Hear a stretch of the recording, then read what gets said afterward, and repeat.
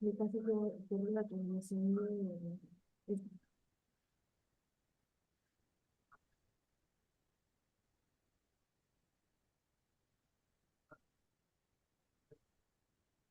Listo. Hola, muy buenos días, querido público, queridos alumnos del programa Ingeniería en Alimentos. Pues para nosotros es una dicha tener al doctor Juan Antonio Villanueva Jiménez en la clausura de este octavo Congreso Virtual del Centro de Ciencias Agropecuarias con la plática La innovación en procesos agroalimentarios desde las instituciones de educación superior y de posgrado. Doctor, mil gracias por haber aceptado impartir esta charla, impartir esta conferencia. Y bueno, voy a nombrar un poquito acerca del extenso currículo que me mandó el doctor para poder iniciar. Eh, Nació y creció en el estado de Veracruz, México. Sí, entró al colegio de posgraduados en 1988 y bueno, estudió su maestría y también estudió su doctorado en la Universidad de Florida en el año de 1998. Realizó también un año sabático en la Universidad en Australia, en Brisbane, en el 2008, donde ha colaborado activamente en el sector citrícola y en Senacica en temas de fitosanidad. Sí, colabora también activamente en el manejo integrado del papayo, cítricos, caña de azúcar. Ha desarrollado estrategias en el control biológico e insecticidas vegetales y ha propuesto el manejo de la resistencia a insecticidas en áreas amplias. Por ahí también ha trabajado con enfermedades en apis mellifera y ha tenido un montón de reconocimientos. Voy a citar algunos. Sí, premio del Colegio de Postgraduados a la Investigación y el Desarrollo en 2011. Sí, el Premio Estatal en Ciencia y Tecnología en el 2019 por parte del Estado de Veracruz. Es investigador nacional nivel 2. También le otorgaron el premio Innovagro ahora en este año, en el 2024, a la innovación institucional. Sí, ha publicado cerca de 85 artículos científicos, 4 libros, 2 capítulos, 2 libros. Y también fue director general del Colegio de Postgraduados de agosto del 2021 a noviembre del 2024, donde impulsó la cultura de la innovación, la interdisciplina, las acciones intercampus e interinstitucionales, así como los programas interculturales e internacionales. Doctor, para nosotros es un honor tenerlo. Y bueno, pues siéntase en su casa, la Universidad Autónoma de Aguascalientes, el Centro de Ciencias Agropecuarias y el Departamento de Ciencias de los Alimentos. Nos encontramos muy honrados por tenerlo. Adelante, doctor, y bienvenido. Muchas gracias. Gracias por la invitación, doctor Rafael Casillas. Para mí, el regresar a la Universidad Autónoma de Aguascalientes siempre es un honor. Me pasé un buen tiempo hace algunos años allá con ustedes, yendo y viniendo, pero conociendo su cultura de trabajo y pues muy agradecido que me vuelvan a invitar. Muchas gracias, doctor. Bienvenido y está a su disposición ya compartir pantalla y demás. Mil gracias, doctor. Muy bien.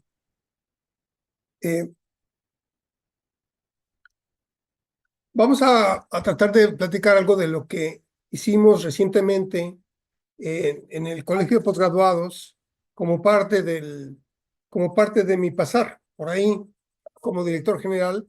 Yo también tengo mis mis propios temas de investigación. Sin embargo, me parecía como que adecuado para la división de alimentos, pues, eh, trabajar este asunto de la innovación en procesos agroalimentarios desde las instituciones de educación superior y de posgrado, con la esperanza de que no solamente escuchen estudiantes, sino que también escuchen profesores y algunos líderes de la propia universidad o de otras universidades. También he invitado a algunos de los colegas que me acompañaron en este proceso y mis propios estudiantes para que vean lo que voy a presentar. Espero que no sea muy larga la plática, como había en 2 horas, dije yo, bueno, ¿cómo lleno estas 2 horas? Entonces, junté prácticamente 2 ponencias en una, entonces voy a intentar ir un poco más rápido para no tener este problema de tiempo.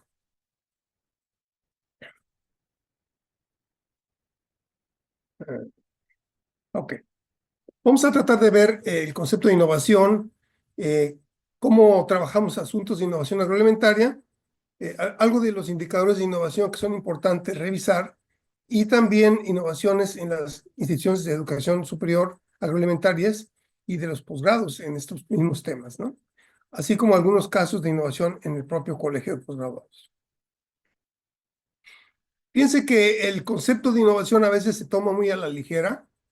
Dice el diccionario de la lengua español que innovar innovación es el acto de innovar. Y no, pues no solamente es algo nuevo o novedoso, como mucha gente trata de establecerlo. Para la Organización de Comercio de los países de comercio exterior, una innovación es un nuevo o mejorado producto o proceso, o una combinación de ambos, que van a diferir significativamente de los productos o procesos previos de la unidad institucional y que han sido puestos a disposición de potenciales personas usuarias, es decir, productos, o se han implementado en la unidad institucional un proceso. Es decir, no solamente se trata de algo nuevo, sino de algo nuevo que se implementa y también se habla de que genera valor. Tiene que generar valor para que pueda ser una innovación. Y ese valor no significa necesariamente pesos y centavos. Tiene que ser un valor significativo para la propia organización o para el propio mercado.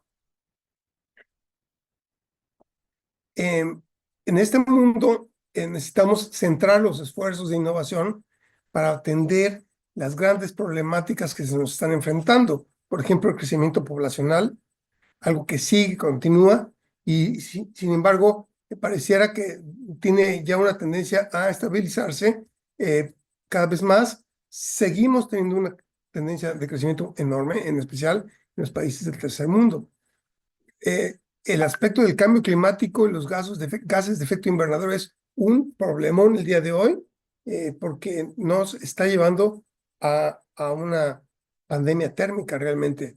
La producción de alimentos para precisamente en estas condiciones difíciles de cambio climático y todavía de un aumento poblacional importante, pero también para cambios de patrón de alimentación en partes del mundo donde no se consumía mucho carne, hoy se está consumiendo mucho más carne, como en toda la China, por ejemplo. Así como también buscar reducir la pobreza urbana y rural y el deterioro de los recursos naturales también que van. Todos estos ya se empiezan a asociar a nivel global, todos estos factores. Antes eran como aislados y hoy todos están asociados.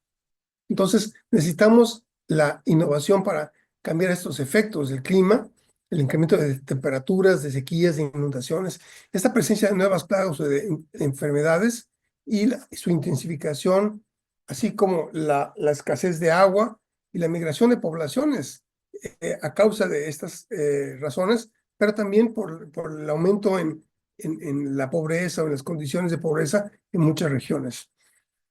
Fíjense, algunos de los efectos del cambio climático en algunos de los cultivos más importantes sería una reducción en el rendimiento de la soya y el arroz en más del 50%. Fíjense nada más, en el maíz y sorgo en más del 40% y en trigo más del 20%. Y bueno, como ustedes podrán haber visto en varias presentaciones, México es uno de los países más afectados, que será más afectados y que ya está haciendo en términos de cambio climático. Cuando hablamos de innovación agroalimentaria, estamos hablando de todas aquellas innovaciones que suceden tanto en el campo como en la industria. Este concepto propio de innovación en el ámbito de la producción agrícola y su encadenamiento, ¿no?, con los demás eslabones, desde la transformación hasta la comercialización, es muy relevante que lo visualicemos, ¿no? Porque no solamente tiene que ver con el encadenamiento inicial, ¿no? Las semillas, los fertilizantes y todos los insumos, agroinsumos, sino tiene que pasar por todo lo que sucede en el campo, o en los invernaderos o en las nuevas formas de producir del día de hoy, hasta que llega al propio consumidor. Entonces, tiene que ver con todos los procesos, ¿no? Lo que les comentaba hace ratito la necesidad de producir alimentos. La población mundial va creciendo, va creciendo. Entonces, más o menos, los índices, las tasas de crecimiento, pues aumentaron de manera drástica, pero empezaron a caer más o menos antes del inicio por los 80s, por los 70s más o menos, habían 2.1% de tasa de crecimiento. El día de hoy, por más o menos andamos por menos de 2%, como 1.7% de crecimiento, todavía alto para lo que la especie humana está haciendo o está logrando. Sin embargo, va a seguir decreciendo sustantivamente hasta el año 2100, si es que todavía hay población humana para esa época, y aún así las tasas de crecimiento se tienen planteadas que estarán llegando más o menos a 8 billones de personas o miles de millones de personas en estos años, 9.7 billones o miles de millones de personas en el 2050 y 10.9 miles de millones de personas en 2100. Entonces, todavía hay un rato, aunque ya se está estabilizando para ese entonces, pero todavía hay un rato de crecimiento poblacional, ¿verdad? Entonces, se tiene que incrementar la producción de alimentos en al menos el 60%, es lo que dice FAO, de lo que se produce actualmente.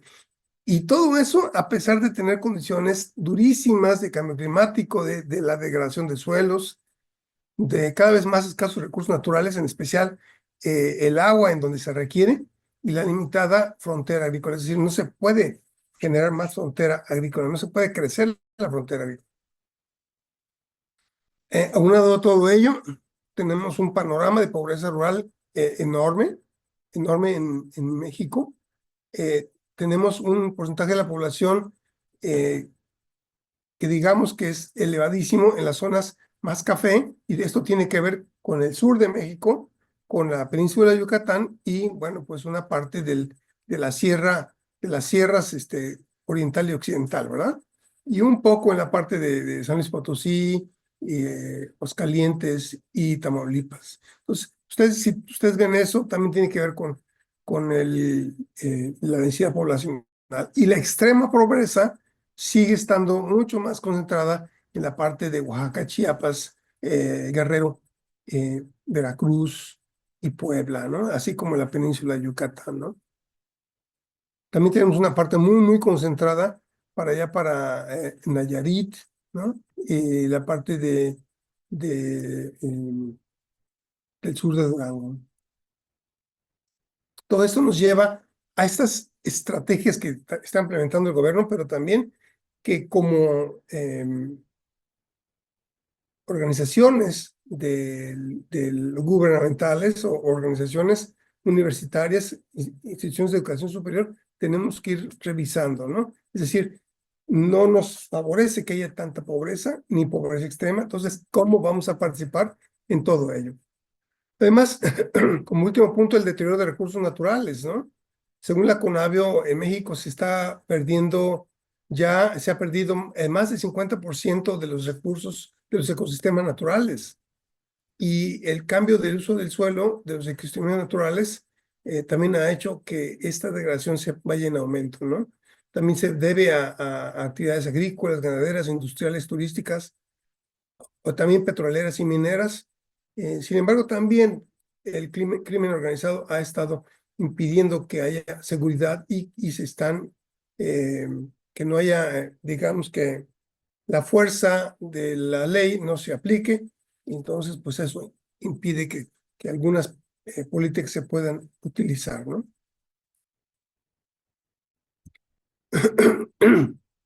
Piense que para poder ir avanzando en todo esto, dicen una máxima, que todo aquello que no es medido, pues no se puede mejorar. y es una máxima de la innovación, pero también de los procesos, de la gestión, del liderazgo, etcétera, ¿no? Entonces, necesitamos tener cómo poder medir la innovación, cómo poder medir este proceso para mejorar todo lo anterior, toda la problemática anterior, ¿no? Entonces, es una medida o es un dato que se utiliza para evaluar una situación determinada. Entonces, los indicadores son herramientas importantes en donde quiera, porque van aportando información cuantitativa que van a apoyar a la toma de decisiones de diversos temas, ¿no? Entre ellos salud, agricultura, educación, seguridad. Vamos a ver algunos de los indicadores más importantes, por ejemplo, el de la tasa de crecimiento. La tasa de crecimiento es, por ejemplo, el valor final menos el valor inicial, entre el valor inicial, y esto lo multiplicamos por 100 para que sea un porcentaje. Entonces, ¿cómo va creciendo el valor de, pues, puede ser de un país, puede ser de una región, de un municipio o de una industria, una empresa, ¿no? Otro indicador importante es la tasa de mortalidad. ¿Cuánta gente se muere, ¿no? En un lugar. Entonces, por ejemplo, es el número de muertes en un periodo determinado y se divide entre la población total en ese mismo periodo y se multiplica por 100. Entonces, nos va dando la tasa de la gente que va muriendo. Muy importante durante el COVID, ¿no? Y la tasa de mortalidad fue un factor que se incrementó de manera dramática. Por ejemplo, otros indicadores es el índice mundial de innovación. Ese ya es mucho más específico para la innovación. El Global Innovation Index de la World Intellectual Property Organization reconoce a México como el tercer país en innovación en Latinoamérica y el número 58 a nivel mundial por segundo año consecutivo, analizando 80 indicadores. Fíjense, no es un indicador, son 80 indicadores de 132 países. Es decir, este índice está hecho de 80 indicadores, ¿no? Sin embargo, nosotros no podemos decir que somos lo mejor, porque este indicador, este índice, cayó del puesto 55 que teníamos en el 2021 al puesto 58 el año pasado. Y Brasil es el 49 y Chile es el 52 y están por encima de México, por eso somos el tercero, ¿verdad? Uruguay y El Salvador, Uruguay está en el 63 y El Salvador también, ellos dos mejoran su posición de manera global, ¿no? Entonces, hay quienes están poniendo las pilas y hay quienes nos estamos durmiendo en nuestros laureles, ¿verdad? Entonces hay que empujar desde todos los ángulos para buscar tener unos índices de innovación global mucho mejor. Ahí se ve, ¿no? Por ejemplo, Brasil aumentó, Chile disminuyó, México se mantuvo en el mismo lugar, en Estados Unidos, en Norteamérica, pues están igual, Estados Unidos, Canadá, por ejemplo, en África subsahariana, Sudáfrica, Botswana y Senegal mantuvieron sus posiciones. En Europa, fíjense, la gran Suiza, ¿no? Y Suecia y el Reino Unido son los más altos en innovación. ¿Quién lo diría, verdad? Uno ve a Suiza y Suecia y dice, no, pues, no se mueven mucho. Pues sí, hoy hay una cantidad enorme de empresas suecas y suizas que están por donde quiera, ¿no? En el norte de África y en el oeste de Asia está Israel, es uno de los países con mayor innovación del mundo, los Emiratos Árabes Unidos y Turquía, ¿no? Así como en el Asia Central y del Sur, la India, que también es un motor de la innovación, Irán y Kazajstán. En Oceanía, sureste asiático y este de Asia, Singapur, que ha crecido enormemente, también es otro motor de la innovación de manera definitiva, y República de Corea, que si bien creció muchísimo, ha ido bajando de manera consistente, y la Gran China.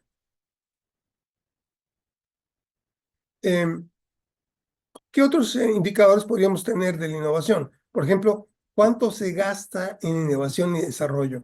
En I+D+, I+D+I, podríamos ponerlo de manera general, ¿no? Es una inversión destinada a la investigación y el desarrollo de nuevos conocimientos y tecnología. Y esta es una cantidad que cada país le designa a los investigadores, a nosotros investigadores, ¿verdad?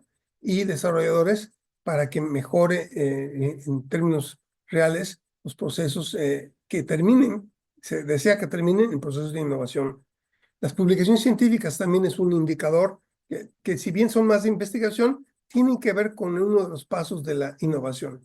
Por ejemplo, ¿cuántos artículos científicos publicados en revistas indexadas? Esto nos va indicando una producción científica. Y por cierto, este es un indicador que usamos el colegio, quizás también la universidad y casi todos los centros públicos de investigación, las instituciones de educación superior, porque nos marca muchísimo el camino hacia la investigación. Otro que es fundamental son las patentes registradas. ¿Cuántas patentes se han concedido? Es el indicador de la capacidad de innovación de un país o de una institución. La participación de proyectos de investigación y desarrollo también, ¿qué tanto participa a nivel nacional o internacional? Ya sea una organización, el país o una institución, es relevantísimo, porque ahí nos permite saber el tipo de colaboración y la excelencia científica, por ejemplo, de México, ¿no? ¿Qué tanto se invierte en ciencia, tecnología e innovación?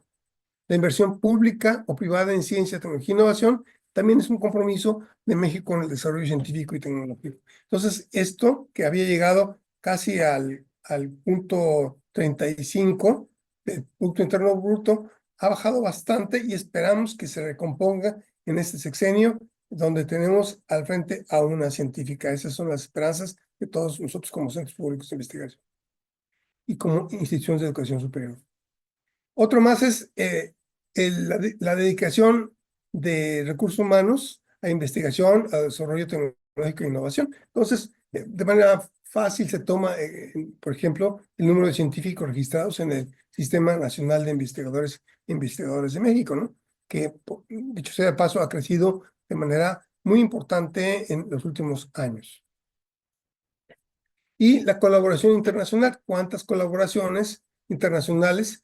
Eso quiere decir qué tanta apertura y calidad de investigación y desarrollo se tiene en comparación con otros países, ¿verdad? Y también la transferencia de tecnología. ¿Qué capacidad tiene de transferir tecnologías al sector productivo y a la sociedad en general? Es otro indicador fundamental que tenemos que estar midiendo, ¿no? Todo esto lo revisamos del programa especial de ciencia y tecnología del sexenio, dos sexenios anteriores, ¿no? Como les decíamos, México está en el ranking 51, 51, 52, y pues podemos decir que estamos a la mitad, ¿verdad? La mitad alta, pero aquí, por ejemplo, se habla de en 127 millones de personas, el per cápita es de 22,440 dólares, ¿no? Entonces, estamos en ese nivel. Estos son anuales, ¿no? ¿Y qué indicadores se están midiendo? Por ejemplo, en las instituciones de la operatividad, la estabilidad operacional para los negocios, se tiene un valor, digamos, relativamente alto de 34,8, un ranking de 111. De la efectividad del gobierno es un poco más baja, 28,1. El ambiente regulatorio se tiene en 49,2, aunque, por ejemplo, rule of law, o sea, qué tanto la ley es la ley, ¿no? Entonces, está mucho más bajo que los demás indicadores, ¿no? Se tiene el 16,3, es decir, es un indicador bajo para lo que debería ser un país grande y consistente, ¿no? El ambiente de negocios, es decir, las políticas para hacer negocios también está por el 19,7, está un poco bajo, aunque la cultura y la política de emprendedurismo en general como país es un poco más alta. ¿Cómo se van sofisticando los negocios? Dice aquí, aquí tenemos un indicador global, perdón, tenemos un indicador global perdón, ya me moví un segundito. Indicador global del 25,4, está rankeado del 79. Por ejemplo, aquí tiene que ver con el conocimiento de los trabajadores, ¿no? Si tenemos empleo de conocimiento intensivo o alto conocimiento, pues tenemos un nivel de 20.0, ¿no? Sin embargo, tenemos niveles muy, muy bajitos de otros indicadores, ¿no? Por ejemplo, las mujeres empleadas con grados avanzados es bastante, bastante bajo, ¿no?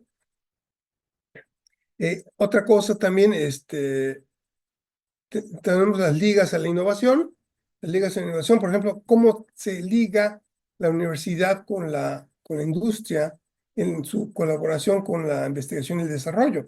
Entonces, tenemos ahí un indicador bastante alto de 37.9, rankeado en 80. Digo, a pesar que está en 37.9, no se rankea tan grande, está como a media tabla, ¿no? Y el estado del desarrollo de los clusters, de los grupos de investigación, también ese sí está bastante alto. Sin embargo, cuando vemos la cantidad de dinero que se le invierte en investigación y desarrollo, que está financiada, digamos, del extranjero, pues es un nivel muy bajo, ¿no? Cero, pues, ¿no? Y las estrategias o las uniones para la inversión de alianzas estratégicas que llegan a hacerse negocios, también es bajísimo, está en cero prácticamente, y donde también tenemos patentes familiares, ¿no? Con los negocios familiares también estamos, digamos, en cero. Es decir, hay mucho que crecer en esto de las ligas o lo que serían las sociedades de innovación. Entonces, este es donde tenemos que poner el foco en las universidades. Tenemos que educar a la gente en que haga más sociedades para la innovación. Otra cosa más es la absorción del conocimiento. Está muy alto. Aquí estamos rankeados en el 56. Acuérdense, son más de 140, ¿no? Son 50, en el 56, pues estamos en el tercio superior. Pero, por ejemplo, los pagos para propiedad intelectual está en el suelo. Estamos a nivel 100, ¿no? Las importaciones de alta tecnología, por el contrario, estamos altísimos. Es decir, México no invierte en innovación, México consume innovación de otros países, desgraciadamente, ¿no? Y eso está en contradicción con el último que está ahí, que dice talento de investigación, porcentaje en los negocios, en donde tenemos el 47, o sea, un ranking bastante alto del 29, que está a la mera esquina hasta abajo, 29, es decir, estamos bastante, bastante altos, pero consumimos demasiada tecnología, ¿no? Entonces, pues hay mucho que hacer, ¿no? Hay mucho, mucho que hacer todavía aquí. Aquí es otra cosa que las universidades tenemos que ponerle mucha atención, la educación. Eh, Aquí en general estamos en el nivel 89, es decir, bastante bajos, pero si nosotros vemos aquí cuánto se gasta en educación derivado del Producto Interno Bruto, estamos en el nivel 68, es decir, ligeramente arriba de media tabla. Sin embargo, lo que le pone el dinero del gobierno en la educación secundaria, ahí sí se nos baja un poco más, ¿no? ¿Qué otra cosa podemos ver aquí? En las cantidades de estudiante-profesor a nivel secundario es bastante bajo. Es decir, sí tenemos educación, pero no es de la mejor calidad posible, medida en diferentes aspectos, ¿no? Por ejemplo, el grado del examen PISA en lectura, matemáticas y ciencia, es decir, las duras, estamos en el nivel 57 de 140, es decir, estamos también en el tercio superior, aunque podríamos estar mucho mejor. En la educación terciaria, también hay otros indicadores, estamos también como media tabla, pero me quisiera centrar en la parte de la investigación y el desarrollo. Por ejemplo, dice investigadores, ¿no? Estamos en investigadores, estamos a media tabla también, cuánto ganan, ¿no? Y cuánto se gasta en investigación y desarrollo como porcentaje del Producto Interno Bruto. Aquí se habla de 0.3%. Igual a media tabla, y lo que nos saca adelante es un poco las inversiones corporativas globales en investigación y desarrollo. El ranking nos sube hasta el nivel 32, y las universidades que están rankeadas en las top 3, también eso nos sube un poco hacia arriba. Es decir, tenemos algunas bondades que tenemos que aprovechar. Es decir, México tiene muchas bondades, pero no las está aprovechando de manera adecuada. Tenemos problemas en infraestructura, a pesar de que estamos rankeados en el nivel 57, ¿verdad? De 140. Tenemos una participación importante en la versión electrónica, en los servicios que ofrece el gobierno en línea. Es decir, ahí hay una gran oportunidad que tenemos que aprovechar. Sin embargo, también tenemos unos pocos de problemas en otros aspectos. Por ejemplo, en la electricidad estamos a media tabla. En el desarrollo de la logística, o sea, cómo se mueven las mercancías, estamos arriba de media tabla. Y la formación de capital bruto, estamos muy por debajo. Es decir, sí tenemos problemas todavía de infraestructura que debemos solucionar como país. O sea, y no estamos hablando aquí de infraestructura de elegante, sino debe ser infraestructura operativa, ¿no? O sea, trenes de carga, caminos, puentes, ¿no? Vías eléctricas, vías de instalaciones de internet, etcétera, de calidad. Yo nomás les cuento, aquí donde yo vivo, se nos va la luz, no sé, 3 o 4 veces por semana. Entonces, es muy difícil mantener un negocio con estas condiciones, ¿no? La sostenibilidad ecológica también es otro asunto de relevancia. Tenemos, por ejemplo, estamos arribita, o sea que sí se está invirtiendo en México, estamos en el tercio superior. Sin embargo, pues todavía hay espacios para mejorar, ¿no? La parte del ISO 14001, prácticamente nulo en el país, ¿no? En las empresas.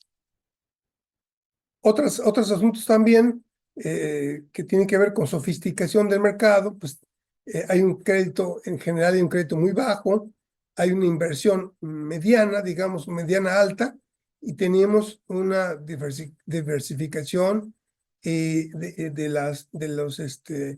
los intercambios de mercancías a un mercado de escala bastante bueno. Es decir, tenemos varios tratados de libre comercio que lo estamos utilizando de una manera bastante buena. Creación del conocimiento, que es otro punto muy importante para la innovación, es las patentes por origen. Tenemos muy poquitas, estamos en el tercio inferior. Modelos de utilidad, también estamos un poquito más arriba. Y los artículos científicos y técnicos, fíjense, a pesar de que tenemos una capacidad importante de científicos, estamos muy por abajo, estamos 102 de 140, es decir, muy por abajo, ¿no? El índice de documentos citables, pero sin embargo aquí, a pesar de que son muy pocos, son buenos artículos, es decir, una cantidad interesante de artículos, ¿no? Por el número de citas. El impacto del conocimiento, fíjense que aquí el crecimiento de la productividad de la mano de obra ha disminuye, es muy bajo, ¿no? ¿Qué otra cosa? Lo que se gasta en software también es bastante bajo, pero la manufactura en alta tecnología es muy alta, es decir, estamos importando las empresas ya con las patentes, ya con la tecnología, y solamente estamos aquí armando las cosas. Entonces, seguimos siendo un país de armadoras de tecnología. La difusión de la tecnología también es un valor importante. Si bien está promediando alto, los recibos de propiedad intelectual son muy bajos. La producción y exportación más compleja es bastante alta, es decir, estamos, por ejemplo, enviando carros ya armados, ¿no?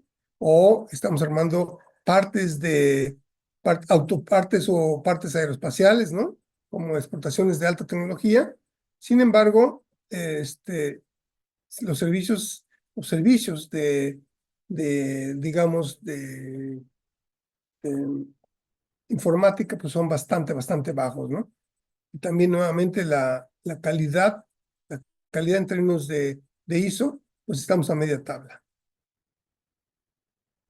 En fin, hay otros más que tenemos por acá, por ejemplo, las salidas de creatividad. Es un país bastante creativo, miren, estamos en el 50 de 140, bienes y servicios creativos 25 de 140 y creatividad online 72, que digamos estamos a media tabla. Entonces, hay mucho espacio para esos indicadores, mucho espacio para que México mejore. ¿Están de acuerdo?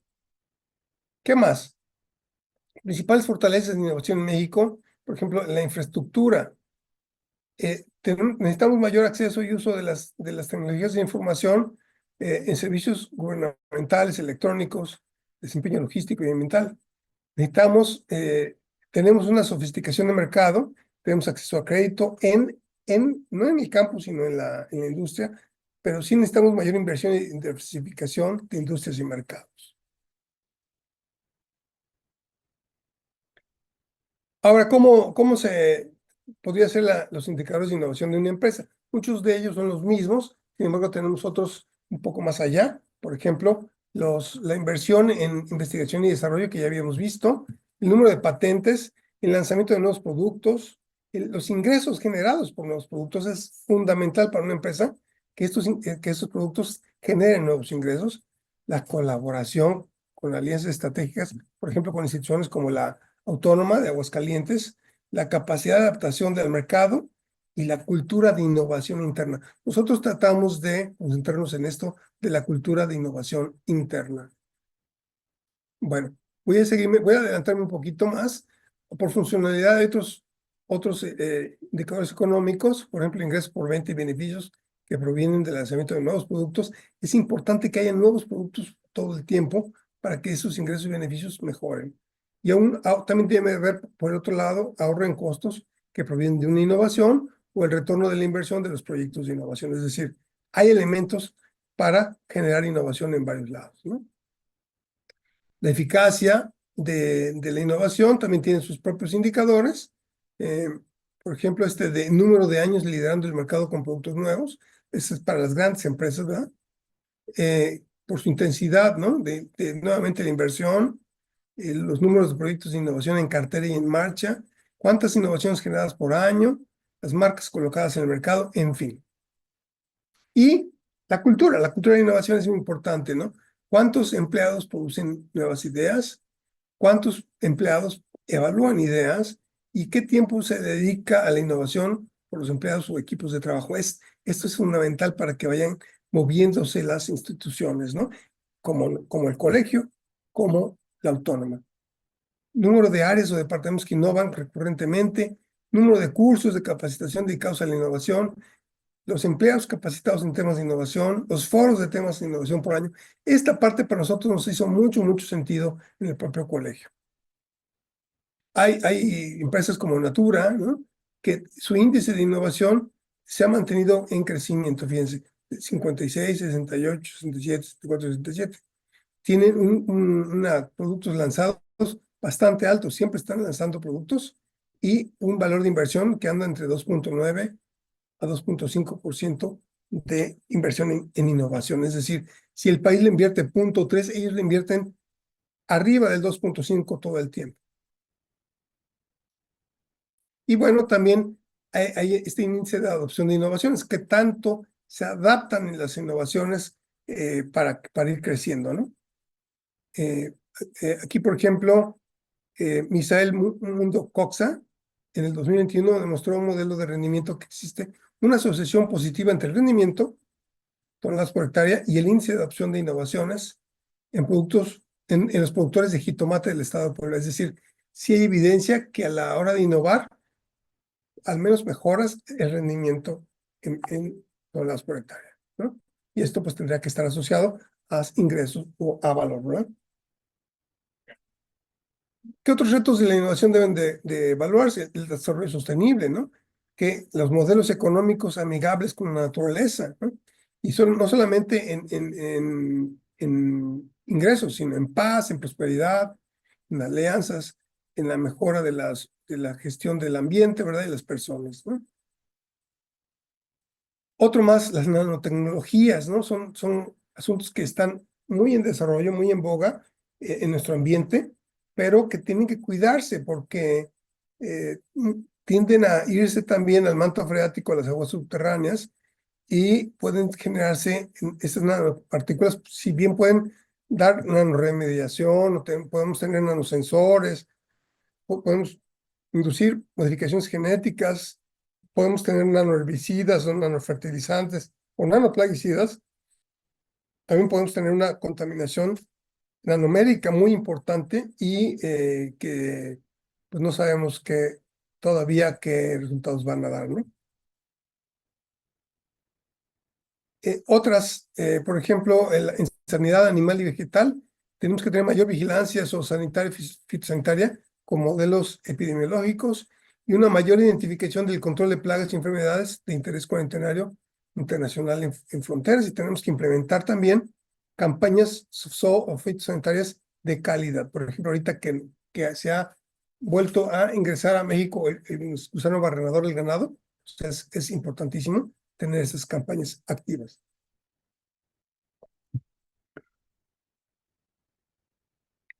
En los plaguicidas amigables con la naturaleza, ¿no? Son más eficaces, más baratos, menos contaminantes y, por ejemplo, hay orgánicos, pero también hay derivados de hongos, de bacterias y de sustancias como el ajo, etcétera.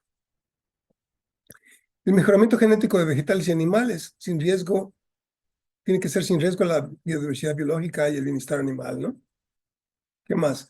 La conservación del suelo. Tenemos que buscar que esté menos contaminado, con mayor fertilidad y un respeto a la fauna y a la microbiota, que es la que en general, en realidad hace el trabajo pesado en el suelo, ¿no? Así que tenemos que cubrirlo más, cuidarlo más, mantener la humedad, etc. La conservación del agua, precisamente, si tenemos un suelo cubierto, pues tendremos una conservación del agua mayor, un menor desperdicio, una menor contaminación y con mayor eficiencia y con menor costo. O sea, estos son los retos inclusive que ha marcado el propio secretario para este sexenio. La tecnificación de la actividad agrícola, ¿no? Con tecnologías de información, 4G, 5G y las Gs que sigan, ¿no? El Big Data, que es el gran reto ahora, que tenemos tantos datos que tenemos que aprender a manejarlos también. La inteligencia artificial que está metida en todos lados hoy en día, hasta la parte educativa, los sistemas de información geográfica que son una realidad en el día a día de todos nosotros.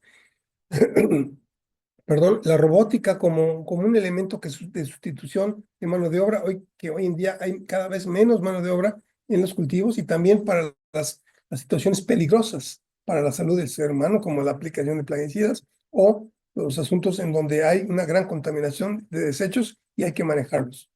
Los sistemas y equipos automatizados también que deben de irse implementando, pero también el gran reto es bajar los costos o tener equipos de utilización para los pequeños productores. El manejo post cosecha, por ejemplo, con empaques biodegradables, comestibles, con reducción de pérdidas y reducción de plásticos, ¿no? Hay geles que se aplican en frutas y verduras para preservar su firmeza, su aspecto, su frescura durante el proceso de exportación. Fíjense que ya son una realidad, ¿no? Los uso de energías limpias, ¿no? La solar, la eólica, la hidráulica, la biomasa, la geotérmica, todo esto tiene que ir tomando el lugar de la energía petrolífera, por ejemplo, ¿no? La agricultura protegida. Cada vez vamos a tener que proteger más la agricultura porque el cambio climático, por los cambios tan severos del clima, y aparte porque nos va a dar un mayor rendimiento por unidad de superficie y una disminución de efectos estos del cambio climático. La economía circular, la bioeconomía, que nos va a permitir mayor eficiencia en el uso de insumos y mayor reuso de desperdicios, ¿no? La transferencia de tecnología, ya les habíamos comentado, ¿no? Que tenemos que tener más recursos y programas de transferencia de tecnología en especial a pequeños productores y a organizaciones. También para juntarse, se deben de juntar para comprar insumos, para ventas de productos consolidados. Y todos estos son modelos de asociatividad que es importante implementar en nuestro propio país. Por otro punto, tenemos que la innovación, ¿cómo sucede en las instituciones de educación superior agroalimentarias y de posgrado? Afortunadamente tenemos algunos socios como la red Innovagro, que tiene una presencia latinoamericana e iberoamericana, en donde, por ejemplo, voy a presentarles el caso de la Universidad de Córdoba en España, que tiene una cátedra internacional de inteligencia artificial y agricultura. Es una alianza público-privada e internacional entre UCO, el Ministerio de Transformación Digital, y la función pública, así como varias empresas como Spatec, Fertinagro, Greenfield Technologies, User y la Universidad de Melbourne en Australia. O sea, es un clúster realmente, ¿no? Hay 67 investigadores de las universidades de Córdoba, 5 de investigadores de IAS, CCIA, y 6 investigadores de Melbourne. Y van proponiendo la formación, la investigación, la divulgación y la transferencia de conocimiento en el ámbito de la inteligencia artificial, pero para el sector agroalimentario. O sea, es algo muy, muy relevante. Estos esfuerzos son los que valen la pena. Esfuerzos muy individuales, muy pequeñitos, realmente no podrían ser competitivos a nivel internacional. También nosotros tenemos que tener la atención a varios Méxicos. Hay una agricultura empresarial de 294.7 millones de toneladas de alimentos producidos en México. Somos el 11º lugar mundial en producción de alimentos y séptimo exportador. Hay una economía cerrada, pasamos de una economía cerrada a una economía abierta y de exportación. Y el TEMEC y otros tratados comerciales están permitiendo un movimiento de más de 50,000 millones de dólares. Entonces, debemos estar muy orgullosos de ello, pero también tenemos la otra agricultura, la de 2.7 millones de productores pequeños y medianos. Una cuarta parte de ellos es mayor de 65 años de edad. 50% solo tienen primaria, 46% se consideran indígenas, solamente el 6% tiene acceso a crédito y menos del 2% a seguro. 26% de ellos tiene riego y 74% temporal. Y la mayoría, el 60%, está en el sureste, como lo vimos en los mapas anteriores.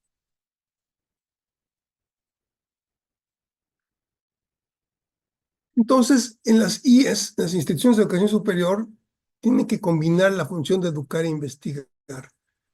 Suelen ser más efectiva que la especialización en una u otra actividad. Es decir, es importantísimo mover recursos humanos calificados a la agroindustria o a los servicios de campo, porque este es un poderoso mecanismo para la difusión de investigación científica. Y esto es rediseño en las propias instituciones educativas.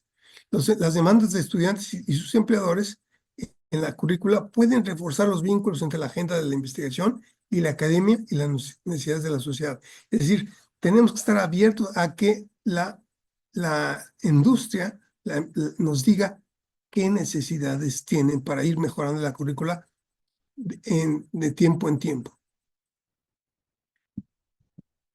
Pero también hay que tener cuidado del tipo de formación y producción de conocimiento que se otorga en las instituciones de educación superior. Por ejemplo, nosotros en las instituciones estamos como que muy tentados a basarnos en disciplinas, ¿no? Sin embargo, hay otro modo que es basarnos en las multidisciplinas. Porque, por ejemplo, la producción del conocimiento, por ejemplo, puede ser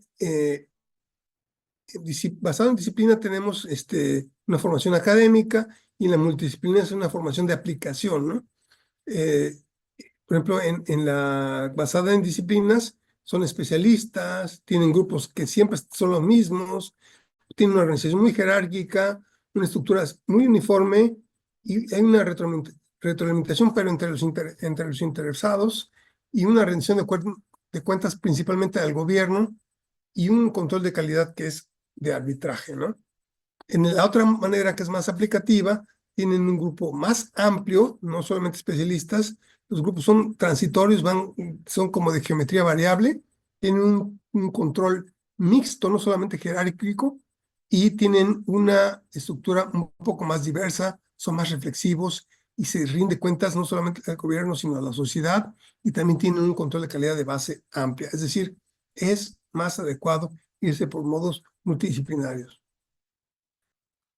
Y la ciencia, la tecnología y la innovación tienen que tener esta unión, unidad, universidad-empresa, ¿no?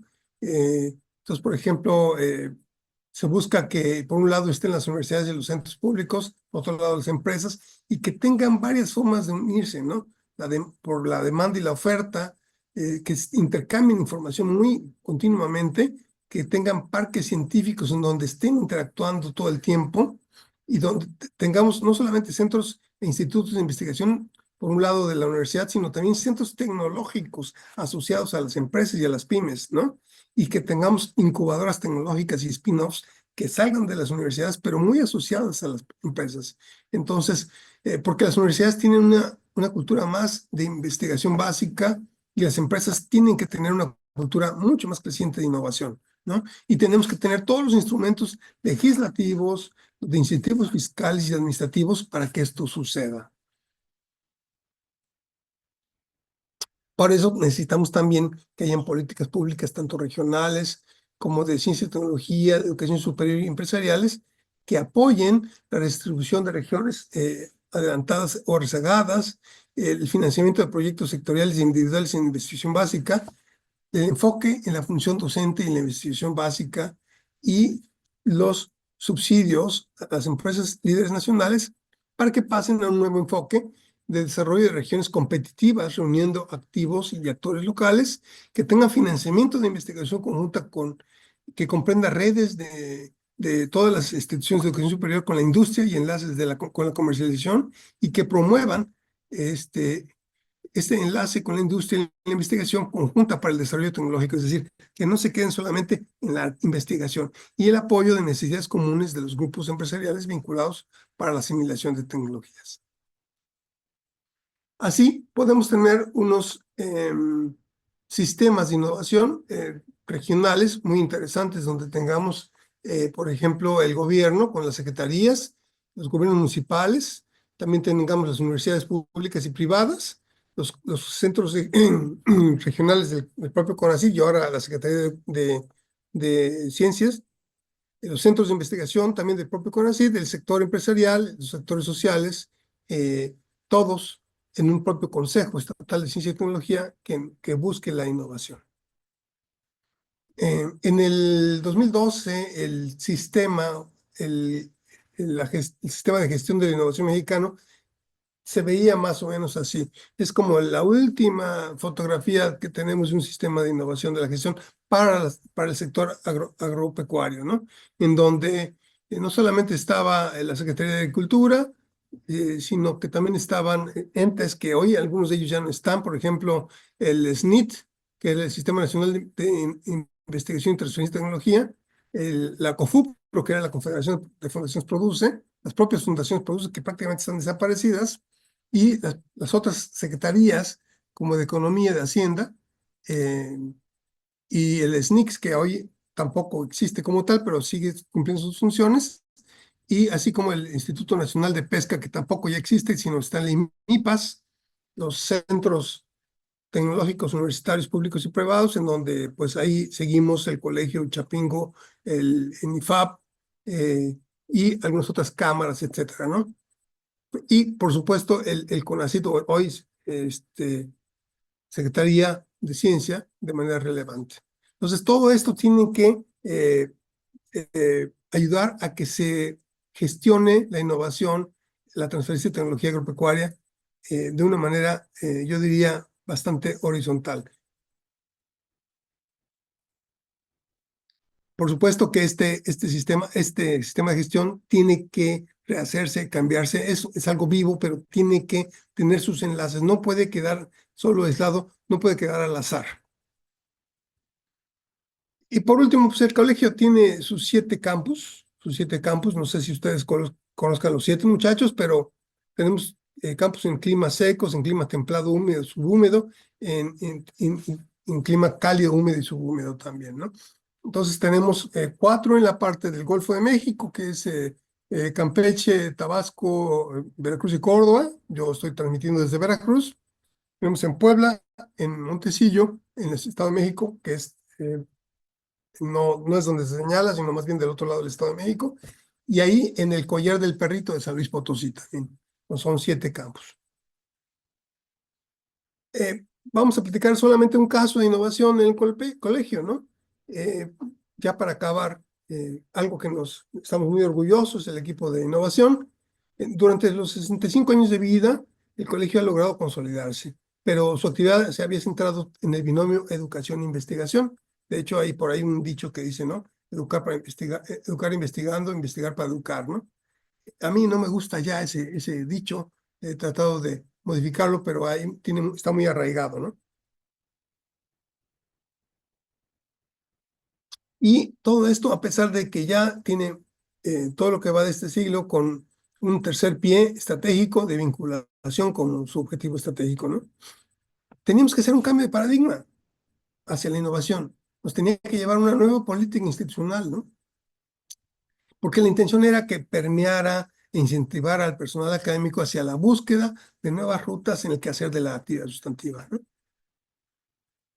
¿Qué propusimos? Propusimos inducir la transformación de los procesos de educación, investigación y vinculación del corpus que finalizaran en un dinámico proceso de innovaciones tecnológicas y sociales de gran impacto para el sector agroalimentario. Es decir, queríamos algo que llegara. Teníamos, el contexto en el cual estábamos hablando era que teníamos 3 objetivos estratégicos del programa institucional y del plan rector, y en esos nos comprometimos a gestionar la innovación. Es decir, no era gratuito, teníamos que hacerlo porque estaba estratégicamente planeado, ¿no?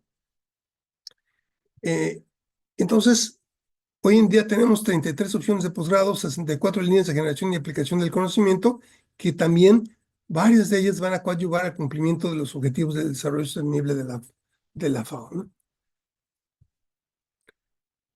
¿Cómo se hizo la innovación?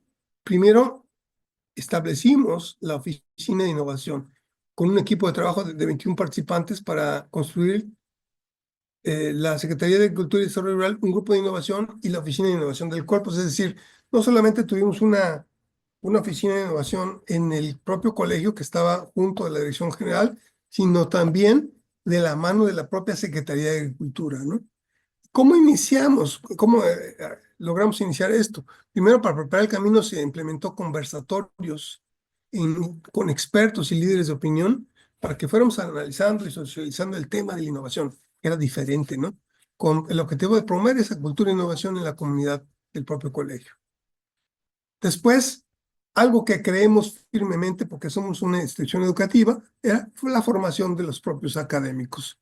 Se inició la formación de personal académico con el Diplomado de Gestión de la Innovación en el sector agroalimentario, acompañados primero al 100% con la UNAM para identificar las bases metodológicas, los proyectos aplicados a la innovación y todo lo que tenía que ver con la historia y los casos de éxitos de innovación, vividos pues por un grupo que lo estaba haciendo, ¿no? Entonces, eso fue lo primero que hicimos, y para el primer grupo llamamos a gente que ya estaba haciendo innovación a pesar del colegio, digo yo. Es decir, que a pesar de no tener los apoyos, ellos estaban haciendo innovación. Entonces los juntamos, que discutieran, que platicaran, porque ellos iban a ser los líderes de los siguientes diplomados, de las siguientes actividades. También buscamos mejorar nuestro marco normativo para que se facilitara la gestión y los procesos de innovación, como iban desarrollando nuestros académicos. También la oferta académica se fue incrementando. Tuvimos con mucha claridad 6 posgrados que generan conocimiento y tecnología con enfoques de innovación. Ahí los pueden ver ustedes. La maestría y doctorado en innovación agroalimentaria sustentable, la maestría y doctorado en innovación en manejo de recursos naturales. La primera está en Córdoba, la segunda está en San Luis. La maestría profesionalizante en desarrollo e innovación en fruticultura familiar en Puebla, y la especialidad de innovación y de la producción alimentaria con enfoque en desarrollo social, que es completamente en línea, pero que se radica físicamente en Córdoba, aunque tiene una interacción con varios campos. Entonces, implementamos 10 conversatorios con 1,267 asistentes virtuales, 52% académicos, investigadores, 35% estudiantes y 13% público en general. También hicimos ya, acabamos de cerrar este año, 3 diplomados con 120 académicos participantes, el 22% de la plantilla académica, con una inversión de 1.35 millones del presupuesto del colegio en 3 años. También buscamos tener convenios de confidencialidad para la propiedad intelectual del corpus con todos los actores internos y externos interesados. Además, hicimos 2 convenios para promover la propiedad intelectual del colegio con terceros para potenciar el licenciamiento de todas estas patentes y variedades que tenemos. Entonces, al desarrollar una cultura de innovación, se fueron incrementando las solicitudes de registro de patentes y variedades en un 210%, pasamos de 30 a 93, y una emisión de 15 convocatorias internas para investigación, pero que cayeran en incidencia en 3 años para proyectos de investigación y ciencia en temas de política pública sectorial, es decir, apoyando al sector de la Secretaría de Agricultura, con una inversión total en esos 3 años de 20.8 millones de pesos, y capacitamos al personal en estos diplomados, ¿no? No solamente en la parte de diplomados de gestión, sino también un diploma de protección de invenciones en México por la Universidad Autónoma del Estado de México y el INPI. La tutoría también del personal especializado de un despacho y los académicos e inventores, también estudiantes, para el registro de proyectos ante el INPI. Es decir, avanzamos mucho en esto. ¿Qué beneficios, qué impacto se tuvo? Pues el aprendizaje fue lo más importante. La comunidad académica de los centros públicos de investigación son generadores permanentes de innovaciones que permiten atender esas necesidades de la población, de la sociedad, que necesitan de impulsos institucionales para lograr ejercer su actividad. Entonces, conociendo todo ello, aprendimos que la propiedad intelectual puede llevar al reconocimiento del trabajo intelectual de las y los académicos y a la generación de mayores ingresos a los centros públicos de investigación. Pues, con este aprendizaje, los investigadores tomaron conciencia de que su investigación no solo es la publicación de artículos científicos y tesis, sino que existe un beneficio directo a la sociedad del medio rural con algún grado de marginación con innovaciones sociales, tecnológicas, institucionales y comerciales. Es decir, tenemos que salir del paper, salir del laboratorio y llevarlo afuera. Colpus puede coadyuvar a reducir la pobreza rural impulsando empresas de base tecnológica, y esa es su creencia. Con todo esto, formamos un equipo de trabajo, el cual me tocó en estos 3 últimos años liderar, y se fue conformando. Gracias a ello, nos dieron el premio Innovagro 2024 a la innovación institucional por promover, mejorar la cultura de la innovación en la institución. Y yo con esto, doctor Rafael Casillas, yo quisiera darles las gracias por la invitación y estoy abierto completamente a preguntas si es que hay tiempo. Doctor, muchísimas gracias y qué enorme charla con este tipo de información. Sí, la proyección y pues también felicitarlo por ese proyecto de Innovagro.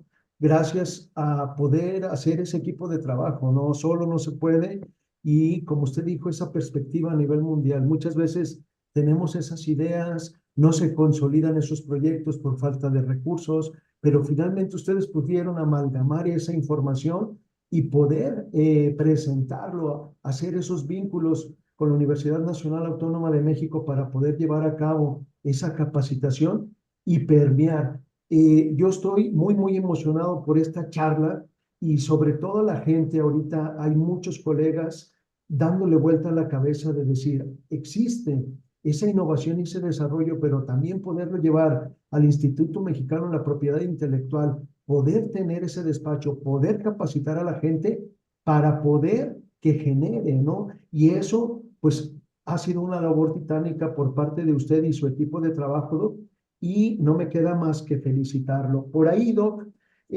otra de las cosas me quedo también, bueno, que ustedes han contribuido a al estar en el tercer lugar en innovación, por abajo de Brasil y por abajo de Chile, pero bueno, ojalá y podamos en algunos años apostarle más a ello y estar en primer lugar a nivel Latinoamérica, ¿no?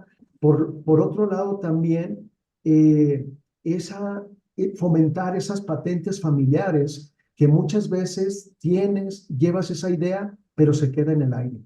Y yo lo veo también desde el punto de vista que los alumnos hacen proyectos de innovación y ahorita, gracias aquí a la máxima casa de estudios, la rectora y la parte administrativa ha apoyado un departamento de innovación y eso se está trabajando, ¿no? Pero te da mucha tristeza cuando los muchachos hacen y trabajan 6 meses para poder elaborar un proyecto de innovación, consolidan varias materias y finalmente aprueban la materia y el proyecto se va a la basura, ¿no? Entonces, por ahí con eso me quedo. Y otro tema que tocó que dice, educar a la gente para crear sociedades para la innovación.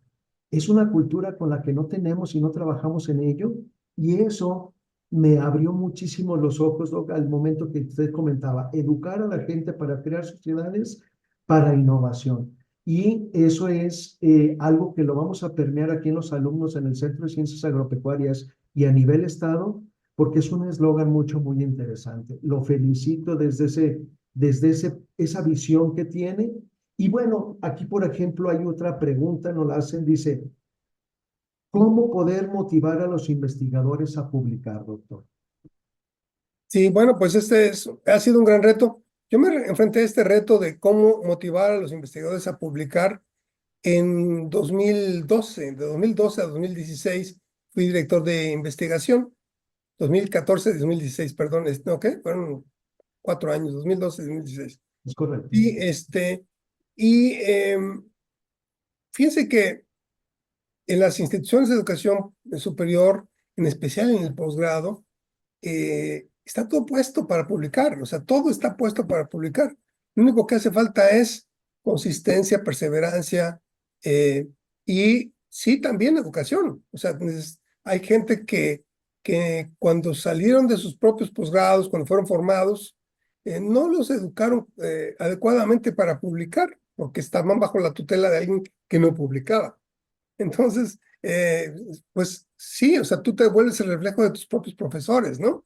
Entonces, por mucho, debe de haber un esfuerzo institucional en dotarle de las capacidades, las habilidades, pero también de un compromiso de la gente para la publicación. Para el caso del colegio fue un poco más fácil, entre comillas, porque hay la obligatoriedad de publicar. O sea, no es, Ni siquiera. sí, no es opcional. Aquí los muchachos tienen que publicar, por tanto, los profesores tienen que publicar. Entonces, no publican realmente los que no tienen estudiantes. Y entonces, lo que ha pasado en muchas ocasiones es que mandan la publicación, pero no cae, y no cae, y no cae la publicación, porque está mal hecha, porque va mal hecha, o porque en pocos casos también hay que revisar la ciencia, ¿no? Porque a veces ciencia no va bien hecha. Pero en la mayoría de los casos la ciencia está bien hecha y lo que falta es conocer bien los procesos editoriales, conocer bien los procesos de arbitraje y no tomársela personal, porque los árbitros van a ser muy críticos, esa es su función, y a veces a uno, cuando le dicen a uno, oye, es que no te peinaste, estás muy feo, hueles a chivo, qué sé yo, todo eso te molesta porque es personal, ¿no? Es ¿No? Pero bueno, pues tú te tienes que bañar mejor, te tienes que arreglar mejor, qué sé yo, ¿no? Bueno, es lo mismo en la publicación, ¿no? Tienes que mejorar tu forma de escribir. Hoy en día también la inteligencia artificial ayuda mucho a escribir, ayuda mucho a escribir. Entonces, sí, lo más importante es tener las ideas claras, tener las ideas y mucha consistencia entre título, objetivos, materiales y métodos, conclusiones. Si uno tiene esa linealidad en términos de de que esto coincide con aquello. Todo lo demás va de bajadita. Pero tiene que ser desde el diseño de la investigación y el seguimiento de los estudiantes. O sea, a veces el que no publica, el que no le da seguimiento a los estudiantes, ¿no? Ya cuando llega y va a graduarlos, ya gradúalos con lo que sea. Pero entonces es ahí donde la ciencia está cuestionable, porque no se le dio el seguimiento adecuado, ¿no? Nosotros hicimos algunos talleres también para ese tipo de cosas y también hicimos presión social. Algo que implementamos acá, no es muy agradable, pero es importante, es necesario, es que todo mundo sepa cuánto está publicando cada quien. Y que por lo menos por vergüenza vean quiénes son los que están cumpliendo con lo que indica el reglamento, ¿no? Y quiénes no están cumpliendo con lo que indica el reglamento. Y quiénes son los que se ganan premios porque pues, están por arriba, ¿no? Es correcto, doctor. Entonces nosotros implementamos lo que llamamos el quién es quién en investigación. Entonces, en 5 años, fíjense, en un periodo de 5 años, no eran 2 años, no, eran 5 años, lo que ellos habían estado informando de que habían producido, lo pusimos con base en el reglamento. Y nosotros, en nuestro reglamento nos pedía una publicación por año. Entonces, aquellos que estaban por arriba de 5 publicaciones estaban en verde. Los que estaban entre 4 y 3 y 2 publicaciones, en 5 años les poníamos en amarillo, ¿no? Que o sea, no están cumpliendo, pero están cerca. Los que estaban entre 0 y 1, esos estaban en rojo. ¿Y qué creen que pasó? Una revolución, ¿no?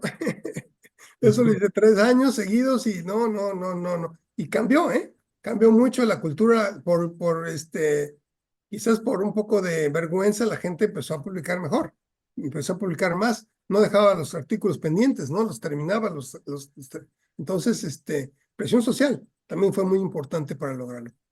Doctor, por aquí hay otras preguntas. Felicidades por su conferencia. Por ahí nos dicen, ¿cómo impactaría la innovación tecnológica junto con la inteligencia artificial en los empleos de las personas en el mundo, principalmente en el sector agroalimentario? Bueno, hay 2 formas. La inteligencia artificial nos está ayudando a pensar rápido, a pensar mejor, a hacer las cosas un poco más refinadas. Se utiliza la inteligencia artificial para seleccionar, por ejemplo, la genética de las variedades mejoradas. Se está utilizando para mejorar pues la construcción de las proteínas y la construcción ¿no? de las proteínas que se están haciendo ahora pues en todo esto de ingeniería genética, ¿no? Pero también se utiliza en otros ámbitos, ¿no? Por ejemplo, para escribir mejor, para aprender mejor, ¿no? Se está utilizando la inteligencia artificial para fabricar, yo diría, para fabricar mejores robots, ¿no? Para fabricar mejores aparatos que ayuden, maquinaria agrícola que se llamaba antes, ¿no? Pero inteligente, ¿no?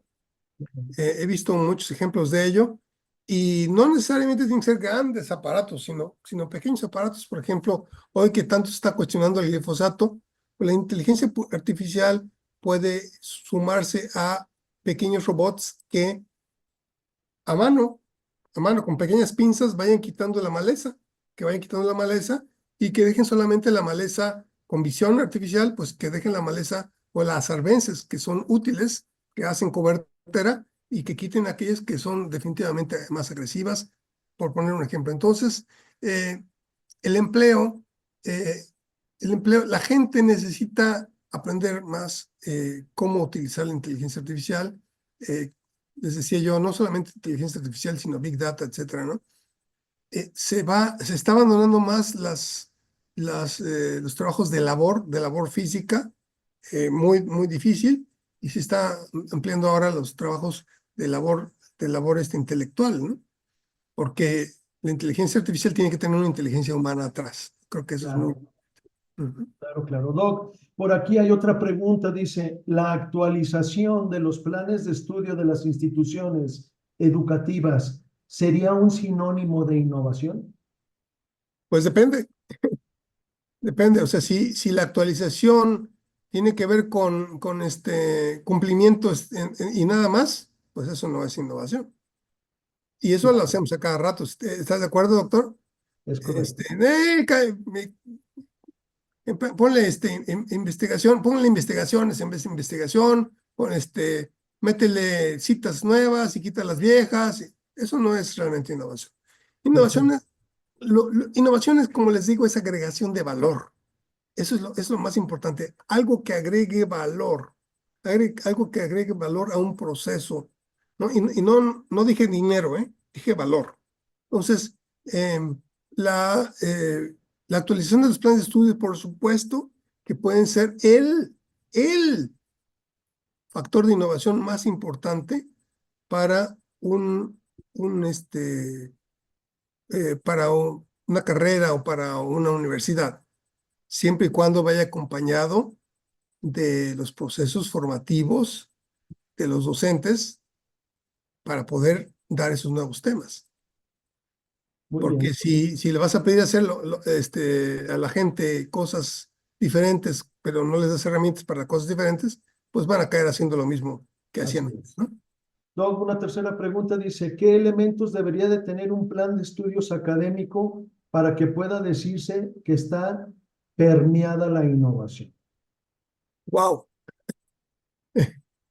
Un plan de estudios tiene que tener precisamente como parte de un curso o transversal en la currícula, que es lo mejor, a la innovación. En un momento dado tiene que haber en el plan de estudio platicar qué es la innovación, cómo se hace, cuáles son sus factores, cómo se genera, cómo se mide, ¿no? Y transversal en cada curso, pues solicitar acciones de innovación. Una de las cosas más interesantes, como lo que me decías, doctor, que si solamente se deja un trabajo terminal y tan, pues no va a pasar nada. Pero si ese mismo trabajo terminal se retoma el siguiente semestre y se le agrega y se retoma el siguiente semestre y se le agrega y se le retoma el siguiente semestre, es ampliamente posible que algo acabe al final. Yo acabo de estar en Brasil y en la Universidad de Campiñas para nosotros, ellos están empujando muchísimo la innovación y tienen un clúster de innovación, es decir, tienen un lugar en donde ellos hacen una convocatoria anual y donde solicitan que participe gente para implementar las patentes que ha generado la propia universidad. Todo esto en asociación con una fundación que les da el financiamiento. Entonces, y por entre 1 y 2 años están los egresados, y muchos de ellos son postdocs, no ni siquiera egresados de licenciatura, de maestría, de doctorado, postdocs, o sea, están empujando algunas de las innovaciones que se generaron en investigación, que llegaron a patentarse o a cubrirse de la propiedad intelectual para generar unos spin-offs, ¿no? Unas empresas que agregan valor derivado de todo esto, ¿no? Hay unas que están generando, por ejemplo, bioproductos, biopelículas, están generando eh, colorantes, pero ya para venderse y que son diferentes de lo que hay en el mercado, ¿no? Entonces, Claro, es la agregación de valor. Entonces, hay mucho que hacer, o sea, por eso es que decía yo, la innovación en un curso no se da, pero en un curso, si está concatenado con varias acciones adicionales, entonces, ¿en qué tiene que terminar? Cuando ya se tenga algún producto maduro, lo retomará una oficina de innovación para llevarlo a otro nivel, ¿no? claro. Doc, una última pregunta dice, ¿qué estrategias clave recomendarías para llevar a cabo investigaciones con incidencia en innovación en las regiones agrícolas, especialmente frente a las dificultades económicas que enfrentan los nuevos investigadores? Muy bien. Saludos a Luis Alfredo. Fíjense que entre las estrategias básicas, primero que nada es que se den el tiempo para estudiar la parte de la innovación. Aquí también Luis Alfredo ya se tomó su tiempo y vio qué significa todo esto de innovación, ¿no?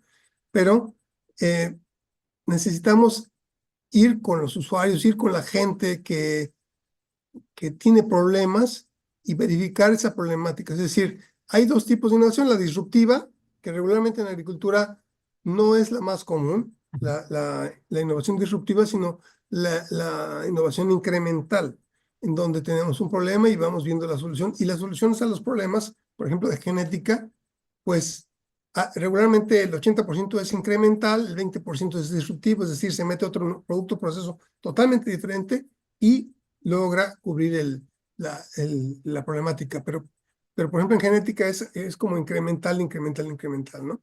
Entonces, yo lo que creo es que se tienen que buscar asociatividad con empresas en donde ellos también le pongan recursos para generar sus programas, sus problemas, sus procesos. También tenemos que convencer a las fuentes financieras públicas y privadas para que tengan capital de riesgo para la innovación. Eso ha sido el éxito de Estados Unidos, y de Brasil. Hoy estoy en Brasil. Ellos están invirtiendo 1.7% del Producto Interno Bruto en investigación para la innovación. 1.7. Nosotros no llegamos ni al 0.3. Entonces, ¿cómo queremos competir así en un mundo así? Por eso es que todo lo de innovación lo importamos, ¿no? Y a pesar de que tenemos una capacidad científica enorme, un talento científico enorme, pero los muchachos, lo que nos dimos cuenta en el colegio es que no saben de innovación, no tienen ni la menor idea qué es eso de innovación. Por eso es que tenemos que llevarlos de la mano a en procesos educativos a que vayan cambiando su manera de pensar. Entonces yo los invito con todo respeto a la universidad, que tanto sus docentes como sus académicos inicien procesos educativos para que en el mediano plazo, no en el corto, pero en el mediano plazo, 5 años, estén viendo la investigación y la innovación de una manera diferente y estén aportando al Producto Interno Bruto marginal o de la propia universidad, del propio Estado, con asuntos generados por la propia universidad, por los propios investigadores.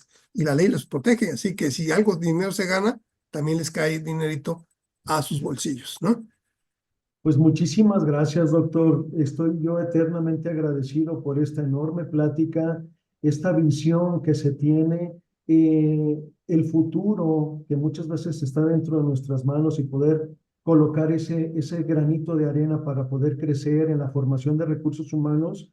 Me despido y voy a compartir mi pantalla, doctor, para hacer la entrega de su certificado, que está por aquí, por aquí. Quiero mandar un saludo al doctor Ezequiel Arbizu Barrón, es el director de vinculación del propio colegio, quien también fue parte importantísima de este proceso.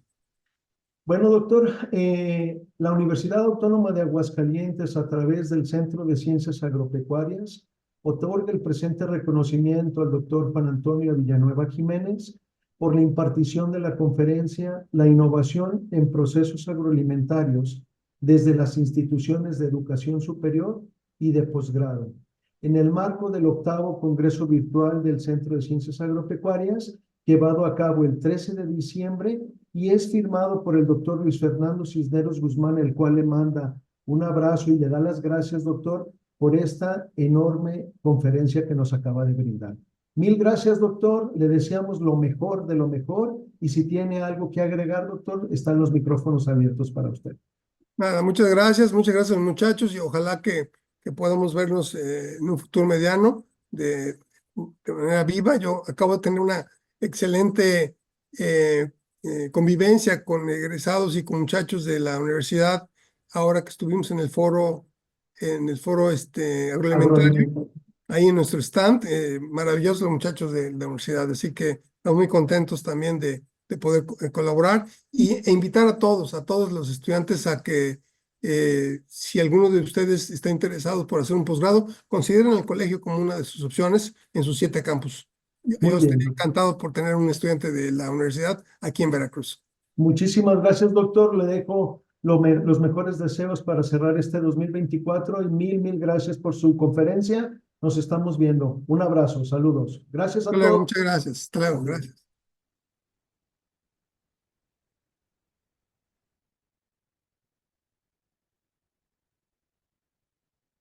Listo, maestro.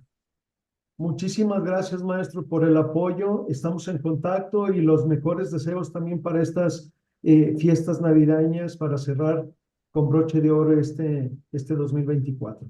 Igualmente para ti y todo el equipo de allá de la posta. Muchas gracias. Saludos. Hasta luego. Saludos, hasta luego. Bye.